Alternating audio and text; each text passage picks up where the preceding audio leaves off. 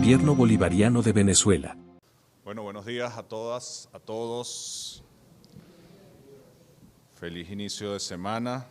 Hoy empezamos con los maestros y las maestras. Quiero agradecerles, todo el amor, todo el cariño que diariamente el maestro y la maestra venezolana ponen para que el futuro del país sea mejor, ¿no? Sé que contamos con un magisterio lleno de compromisos, lleno de capacidades y además con una ternura grande por nuestra juventud, por nuestra niñez, por el futuro del país que lo tienen en sus manos. Así que agradecerles a todas y a todos. Nos toca una tarea difícil pero bonita. La tarea de la educación en estos tiempos que estamos viviendo es una tarea compleja, una tarea difícil, pero es una tarea hermosa. Tal vez la tarea más hermosa que pueda tener un ciudadano, una ciudadana. Quienes damos clases sabemos que un placer como ese no se encuentra en ninguna otra parte, ¿no?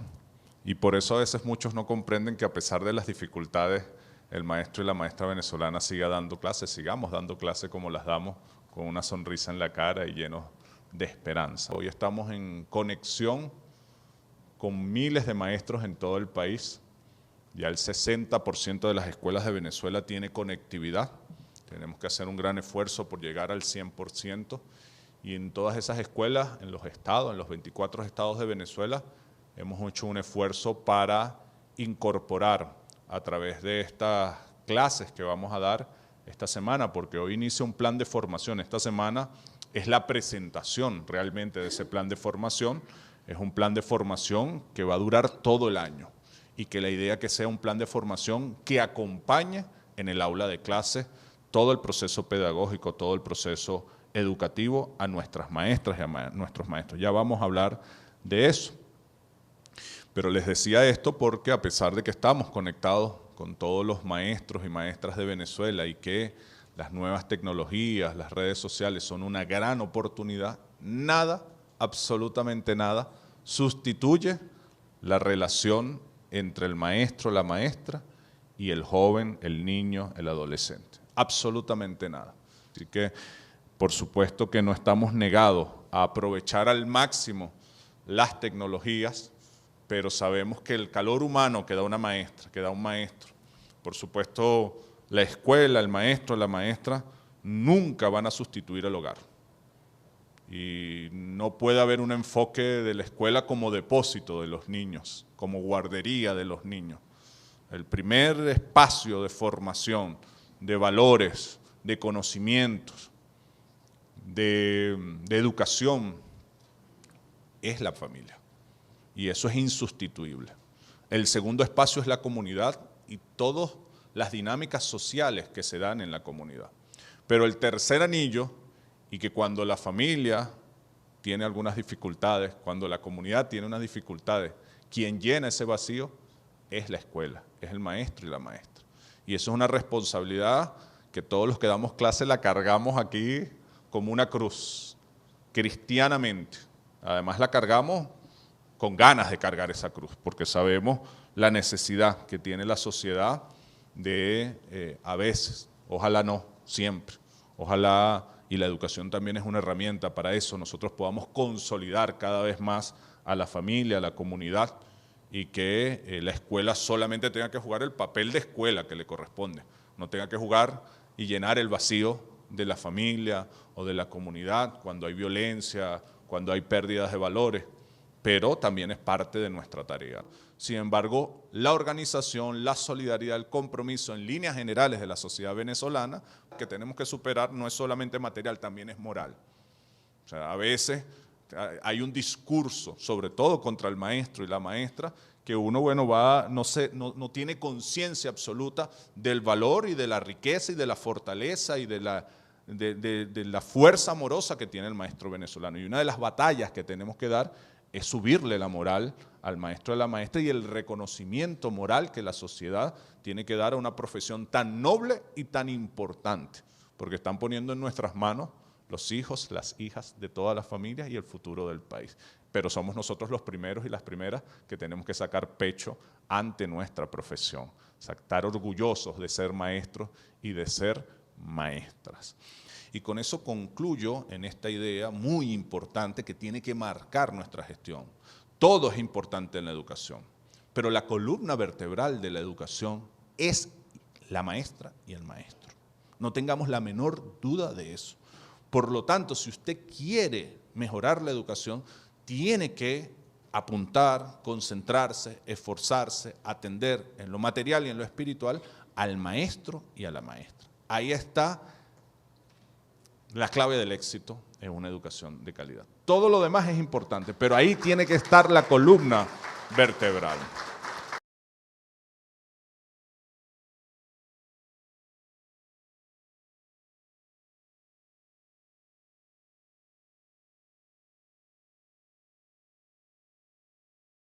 El día de hoy lectoescritura, identidad, todo el tema de ciencias, matemática, química, biología, física, ciencias de la tierra, deporte, actividad física, de artes y cultura. ¿Por qué estas 5? Porque es lo que hemos llamado énfasis curriculares, donde vamos a concentrar la formación. La prioridad tiene que ser el aula de clase. ¿Cuál es la principal tarea académica? Dar clase.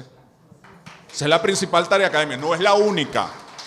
No es la única. Ahí también tenemos que defender al maestro, porque es que la sociedad no nos reconoce que fuera del aula de clase también trabajamos. Porque cuando estudiamos, preparamos la clase y cuando evaluamos la clase, que son horas nocturnas no cuantificadas, pero bueno, yo tengo que decir las cosas como son. Lo que pasa es que si las condiciones materiales del maestro no las mejoramos, uno llega a los 40 años sin muñeca, sin columna y sin voz. Pero también es verdad que a los 40 años cuando tenemos más experiencia y más formación. Tenemos que ir mejorando las condiciones materiales para que cuando no estemos en nuestro mejor momento de experiencia y de formación académica, no tengamos que tomar la triste decisión de alejarnos del aula de clase porque no podemos más. Es decir, que uno se retire no por la edad o por las condiciones físicas, no se retire porque ya no se agotó. Pero un maestro de verdad quiere dar clase toda su vida. ¿O no es así? Dejas de dar clase porque ya no te da más el cuerpo, porque la dinámica ha sido de una manera que te desgasta mucho. Eso significa que tenemos que ir incorporando en el horario de trabajo el momento en que tú te formas y preparas la clase. Que tienes que ir incorporando. Yo sé que esto no son medidas fáciles, porque en educación todo es grande. Cualquier decisión que tomas la tienes que multiplicar por millones. Y todo eso lo comprendemos los maestros. Pero tenemos que tener claro el rumbo para ir en ese paso a paso. Una línea es mejorar las condiciones espirituales, morales y materiales de los maestros y las maestras, para que el maestro pueda desarrollar toda su potencialidad a plenitud. Y les voy a decir algo más. Hoy, con los maestros que tenemos, utilizando la formación, utilizando las instalaciones de manera más eficiente, hoy podemos hacer eso. Simplemente por condiciones materiales que tenemos, la decisión es sencilla. Ponemos énfasis curricular, unificamos el programa y lo vamos especializando en función de las capacidades propias de cada institución, de cada territorio. Eso lo podemos hacer hoy, con todas las condiciones materiales que tenemos. Con todas las dificultades, eso podemos hacer. O sea, nosotros hoy tenemos capacidad de que los muchachos vean todas sus horas completas de ciencia, sus horas completas de lectoescritura, sus horas completas de identidad, historia, geografía, ciudadanía, y por lo menos una cuarta hora compartida entre cultura y deporte, y esto no es por condiciones humanas, es por espacio físico. Aunque si nos inventamos dinámicas distintas, el salón de clases se puede saber utilizar para generar una dinámica de actividad física y cultural todos los días. Eso hay que pensarlo, reflexionarlo, por modalidad, por nivel. Cuidado con los excesos.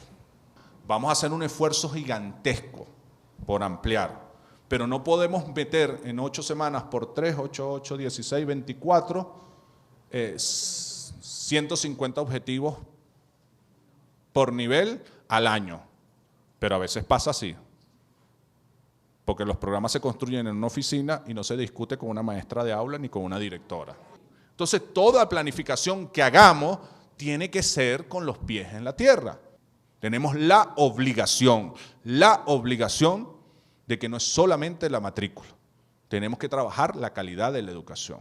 Y la educación es sí, que el muchacho se sienta protegido, feliz, que tenga ganas de ir, pero cuando ese muchacho salga, le sea útil a él su conocimiento y le sea útil al país el conocimiento. Porque sin gente que ame y sepa de matemáticas no vamos a ser un país. Sin gente que no ame y no sepa de química, de biología, de física, no vamos a ser un país. No se resuelve el problema alimentario sin científico. No se resuelve el problema industrial sin matemático. No se resuelve el problema de la identidad, del patriotismo, del amor a esta tierra sin conocer la historia. No se resuelve el problema de los valores sin alguien que no lee. Cosas tan sencillas como las que estoy planteando dependen exclusivamente de nosotros. Y nosotros tenemos que exigirnos más. Nosotros hacemos un esfuerzo gigantesco en la educación, pero ese esfuerzo tiene que verse reflejado en resultados concretos. Un muchacho que sale del liceo tiene que leer y escribir bien. Tiene que tener en su imaginario los clásicos de la literatura venezolana, los clásicos de la literatura latinoamericana y los clásicos de la literatura mundial. Un muchacho que sale de clase tiene que tener un conocimiento mínimo y amoroso de la ciencia. No puede ser que solamente quieran estudiar criminalística. Tiene que haber un grupo que diga quiero estudiar matemática, quiero estudiar biología, quiero estudiar química, quiero ser un físico de este país. Un muchacho que sale del bachillerato tiene que conocer qué pasó en esta tierra y además es hermoso lo que pasó en esta tierra. Si tuviésemos que enseñarle a los muchachos lo bárbaro que fuimos como conquistadores, pero no, tenemos que enseñarle a los muchachos lo hermoso que fuimos como libertadores. Qué cosa tan bonita, qué cosa tan hermosa. Además nos toca dar una historia bonita. Uno simplemente con leer a Bolívar se enamora de su historia. No hay manera de que un muchacho no lea a Bolívar y no se enamore de su historia. No tenemos que hacer un mayor esfuerzo. Entonces, diciendo estas ideas generales, la columna vertebral de todo este esfuerzo que vamos a hacer está en la formación. El maestro es una tarea nuestra, ganarse un papel de liderazgo en la sociedad. Y estoy seguro que lo podemos lograr. Y yo le pido apoyo a todos los maestros y a las maestras. El maestro tiene que liderar la sociedad porque es la persona que infunde los valores de una sociedad. Es una batalla simbólica, cultural, y yo le pido a todos y a todos que me acompañen. Esto es una dinámica que tiene que ser permanente, de acompañamiento. Yo quisiera, ¿cuál es mi meta final? Que los 500.000 maestros entren en este plan de formación. ¿Dónde es su formación? En su aula de clase. Si nosotros podemos generar desde acá recursos, clases magistrales, insumos, toda la planificación que se haga, semana a semana, tiene que venir, bueno, esta semana, en este nivel, en esta modalidad, deberías dar esto. Para eso, no es decir, esto es lo que tienes que dar, porque ahí también cada maestro adapta a su grupo, a su contexto, a su comunidad. Si nosotros pudiéramos acompañar eso va a hacer que todos los años cada maestro de aula es un poquito mejor, un poquito mejor, un poquito mejor, un poquito mejor. Y toda la educación con equilibrio territorial la vamos a ir levantando. Entonces, todo el año académico, las 24 semanas son semanas de formación para mí, con su titulación. Que en tal sitio no está el especialista. Búscame un maestro integral y vamos a especializarlo en la Universidad del Magisterio, porque los maestros integrales están formados para preparar una clase, para dar una clase y para evaluar una clase. Hay profesionales de otras áreas, vamos a darle su componente docente. Y el ministro de Educación Universitaria nos planteó que todos los estudiantes que quieren hacer las pasantías las puedan hacer en los liceos. Bien, acompañen a un maestro. Chévere. Hay que escribir cómo va a ser ese proceso, porque no puede ser un desorden y no se le puede restar la autoridad al director y al maestro de aula. Esto es muy importante. Esto es algo que hay que fortalecer y recuperar. La autoridad del director y el maestro de aula no puede ser una autoridad dictatorial. Hay muchos tipos de autoridad. Tiene que ser una autoridad democrática, porque además, decía Luis Beltrán, la escuela tiene que parecerse a la sociedad que queremos. Y si nosotros queremos que la sociedad sea una sociedad democrática, respetuosa, constructora de consensos, la escuela tiene que administrarse de esa manera. Esa es la manera más difícil de administrar, a corto plazo. Así que ese camino difícil a corto plazo es el camino correcto a mediano y largo plazo, para administrar un aula de clase, para administrar una escuela, para administrar una familia, para administrar un país. ¿Queremos paz en Venezuela? Aprendamos a ejercer la autoridad de manera democrática y pacífica, respetuosa, escuchando a los demás, construyendo consenso. Y cuando no sea posible, bueno, tomando las decisiones que haya que tomar el que tiene la autoridad, que en el maestro, en el aula de clase es el maestro, la maestra, y en la escuela es la directora, es el director. Yo quiero un maestro, una maestra que le lea a todos los niños en el aula de clase. Cuentos, todos los días, cuentico, y que ella lea, hay que leer todos los días, leer. La lectura es al cerebro lo que el ejercicio es a los músculos. Necesitamos maestros y maestras que lean mucho, que escriban. No hay mejor forma de organizar el pensamiento que escribiendo todos los días.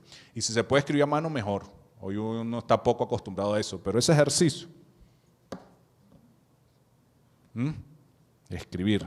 Cada una de estas énfasis curriculares va a tener todas las materias que son parte del programa, dependiendo del nivel y la modalidad, y va a tener una dinámica de trabajo, va a tener saldos organizativos durante todo el año escolar. Yo quiero que ese programa sea de atención a los maestros todo el año, incluyendo sus vacaciones. Tenemos que hacer un plan de recreación intenso para los maestros y las maestras, porque cuando uno termina el año escolar, uno termina con la cabeza así, uno necesita relajarse un poquito. No, es verdad, hay gente que menosprecia esto, pero ¿sabes qué es bueno? Que cuando regrese a clase venga un maestro calmado. Y esto es importante, no menospreciemos la parte emocional y espiritual del maestro y la maestra. Yo les pido a todos, no lo menospreciemos. Esto es determinante, porque el maestro es un ser humano, y como todo ser humano, bueno, tenemos conflictos, problemas. La escuela es la escuela, esto es importante decírselo a la sociedad. La educación lo necesita, pero eso hay que ganarnos el sentido común. Si nosotros tenemos que ser líderes en el buen sentido de explicarle a la familia, a la comunidad, a las autoridades, el papel que juega la educación en todo lo que ellos quieren. Quieren una familia estable, necesitan una educación de calidad. Quieren una sociedad estable, necesitan una educación de calidad. Quieren futuro para su país, necesitan una educación de calidad. Así que pongan la mirada en la escuela, pongan la mirada en la educación, pongan la mirada en sus muchachos, estén pendientes de lo que están viendo. Limiten los tiempos de redes sociales, lean con ellos, siéntense a comer sin teléfonos y escuchen qué están sintiendo, qué están pensando, por dónde están pasando, cómo está cambiando su cuerpo. Estas son cosas que, bueno, yo se las digo a ustedes porque creo que todo lo que nosotros representamos somos una herramienta poderosísima para convencer a la sociedad. Si cada uno de ustedes que me está viendo, me está escuchando, nos ponemos en actitud de con cada papá y mamá, ven acá, vamos a reflexionar. Podemos lograr un gran consenso nacional para que toda la sociedad empuje en mejorar la educación y acompañarnos en las tareas que tenemos. Muchas gracias, los quiero muchísimo. Adquirir virtudes sociales significa moderar con el amor propio, en una conjugación inseparable de sentir y pensar, sobre el suelo moral de la máxima, piensa en todos para que todos piensen en ti, que persigue simultáneamente el beneficio de toda la sociedad y de cada individuo. Simón Rodríguez.